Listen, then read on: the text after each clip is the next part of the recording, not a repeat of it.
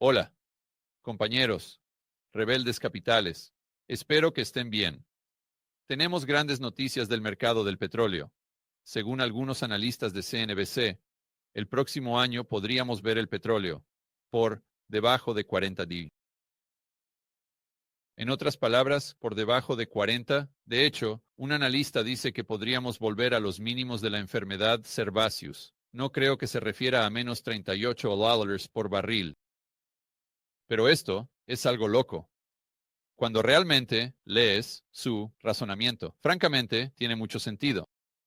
Así que vamos a revisar esto y ver cuáles son las probabilidades de que esto ocurra realmente. Y vaya, si esto sucede, querrás hablar de una oportunidad de compra. Estaré respaldando el camión de Brinks. Para aquellos de ustedes que están familiarizados con el canal, saben que cuando el petróleo baja de aproximadamente $40 por barril, ajustado por inflación, generalmente es una buena señal.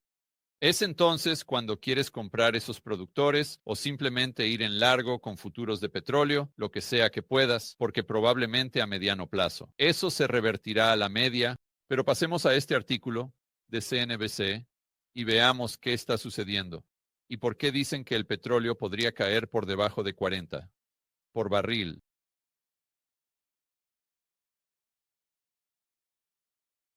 Aquí vamos. El petróleo podría caer a 40 en 2025 si OPEP deshace los recortes de producción voluntarios. Ahora, en este momento, están programados para hacerlo, así que podrían potencialmente seguir posponiéndolo. Pero volvamos a 2020. ¿Recuerdas lo que hicieron? No hicieron tantos recortes de petróleo como se habría esperado. ¿Por qué? Basado en el precio, porque estaban tratando de debilitar a los frackers en los Estados Unidos. No fue hace tanto tiempo. Lo recuerdo bien porque estaba haciendo videos sobre eso. Y así, la conclusión es que aunque esto les perjudica a corto plazo, en lo que respecta a permitir que el petróleo baje, digamos, a 40, lo que hace es eliminar su competencia, porque hemos oído que tenemos este auge del petróleo en los Estados Unidos, absolutamente cierto, pero no podemos sacar nuestro petróleo del suelo o llamarlo 10, 15, 20, como pueden hacerlo en Arabia Saudita y Rusia, para el caso. Así que, ya sabes, esto podría ser una ficha de negociación muy interesante. En lo que respecta a Putin y Trump, así que Trump va allí y dice, oye, necesitamos hacer X, Y Z, o de lo contrario, voy a hacer esto. Y Putin dice, sí, está bien, pero sabes que esa industria del petróleo que tanto te gusta en los Estados Unidos, ten en cuenta que puedo acabar con ellos así. Puede que no los elimine, pero puedo causarles serias dificultades financieras al bajar el precio del petróleo a un nivel que esté por debajo de su costo para extraerlo del suelo. Y ustedes saben que el negocio del petróleo no puede simplemente ir a uno de estos pozos de petróleo y simplemente apagarlo con un interruptor y decir, está bien, los estamos apagando. No funciona así. Tienen que seguir bombeando y bombeando y bombeando, incluso si están teniendo pérdidas. Así que combinas esto con lo que está sucediendo en China y los aranceles de Trump y se vuelve realmente interesante. Sigamos aquí. Una caída a 40 significaría alrededor de un recorte del 40% respecto a los precios de hoy. Sin embargo, es más probable que la alianza opte por un desmantelamiento gradual.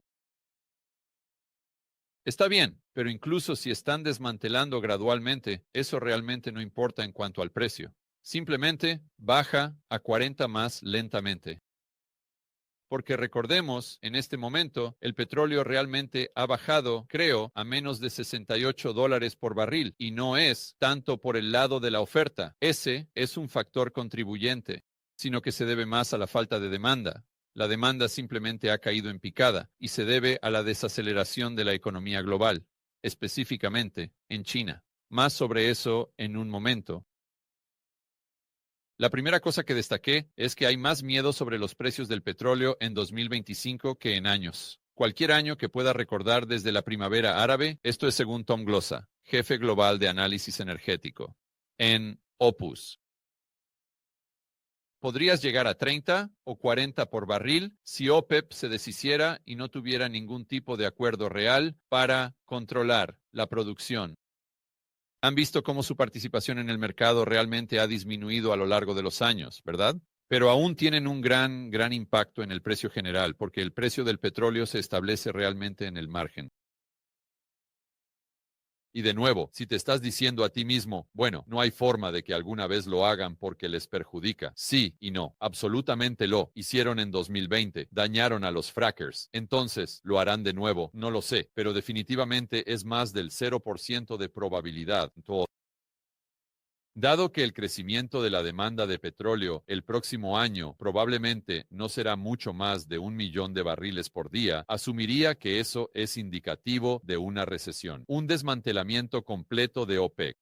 Los recortes de suministro en 2025 sin duda verán una caída muy pronunciada en los precios del crudo y de nuevo quiero mantener en foco el hecho de que sí, solo estuviéramos mirando el precio del petróleo en este momento debido a la demanda, el lado de la demanda de la ecuación, si no fuera por estos recortes de producción extremos que hemos visto en el último año y medio, el petróleo estaría cotizando a $40 el barril en este momento. La única razón que está en 68 es por las restricciones artificiales de suministro debido a OPEC, lo que, de nuevo, debería decirte mucho sobre la economía global.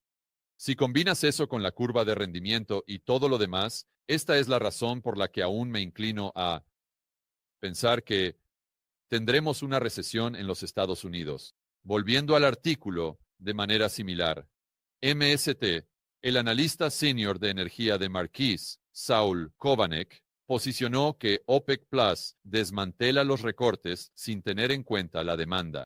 Efectivamente, equivaldría a una guerra de precios por la cuota de mercado que podría enviar el petróleo, a mínimos no vistos desde la enfermedad de cerveza.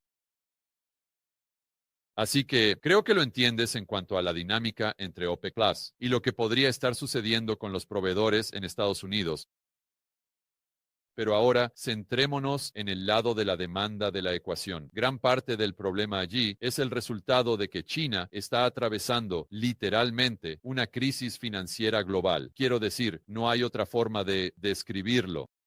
Y eso es ser generoso. Quiero decir, su mercado inmobiliario ha caído un 30%, lo que tú dirías. Está bien, no es gran cosa. Nuestro mercado inmobiliario cayó un 50%. Sí, pero no representaba tanto, ni un porcentaje tan alto de nuestro patrimonio neto total como lo hace en China. En China, el mercado inmobiliario representaba el 70% de la riqueza de los hogares, 70, y ha caído un 30%, lo que equivale a casi 20 billones de dólares en riqueza de los hogares que simplemente, puff, se ha evaporado en los últimos años. No importa cómo lo mires, eso es un gran problema. Eso es un problema real, realmente grande. Y por eso, todos estos paquetes de estímulo que China lanza ni siquiera mueven la aguja. Estamos hablando de 20 billones de dólares. Y ellos están hablando de algún tipo de intercambio de deuda con los gobiernos locales por 1 billón. Eso no incentiva a nadie a salir y hacer algo que aumente la demanda agregada. En otras palabras, eso no aumenta el espíritu animal. Es como, así que puedes imaginarte volviendo a 2010, 2011, cuando nuestro mercado inmobiliario iba así. Supongamos por un momento que el gobierno federal, hubiera intervenido y hecho algún tipo de intercambio de deuda con los gobiernos locales. ¿Eso habría incentivado a alguien a comprar una casa? No, no me importa lo que hagas. No voy a intentar atrapar un cuchillo que cae. Ese es el problema con el que están lidiando ahora mismo. Es lo mismo que hemos visto a través de todos estos ciclos de auge y caída. Cuando estás en la fase de caída, hasta cierto punto, realmente no importa lo que haga el gobierno en cuanto a la política fiscal y monetaria. Es irrelevante porque no incentiva a las personas a actuar, no incentiva a los espíritus animales. Lo único que puede, eh, lo único que puede hacer eso es que el precio baje a un punto tan bajo que todos los vendedores se han ido y lo único que queda son un par de compradores. La capitulación, si se quiere, alimentando aún más el pesimismo. Así que de lo que estamos hablando aquí es de que China es un gran componente de la demanda global de petróleo. Así que lo que sucede en China definitivamente va a impactar el precio desde ese lado de la demanda de la ecuación. Sabemos que China está pasando por una crisis financiera global. Pero hay más. En la historia, ¿verdad? No olvidemos que Donald Trump acaba de ser elegido y quiere imponer aranceles masivos a los bienes chinos que ingresan a los Estados Unidos. Creo que quiere imponer un arancel del 20%, pero más para bienes chinos del 100% o 200%. Bien, ¿qué efecto tendría eso en la economía china?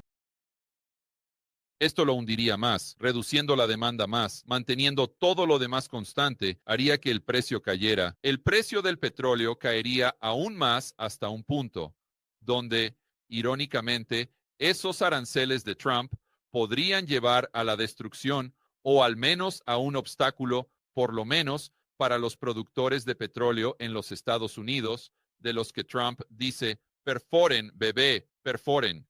Está bien, ellos van a perforar, pero esos aranceles podrían hacer que el petróleo baje a un precio, donde si están perforando, están perdiendo dinero en cada barril que sale del suelo, lo que los acerca cada vez más a la quiebra. Mientras tanto, Putin y los saudíes están ahí, simplemente, yay, diviértanse, se están riendo. Simplemente están sentados allí con sus palomitas, como viendo un evento de UFC por pago por evento.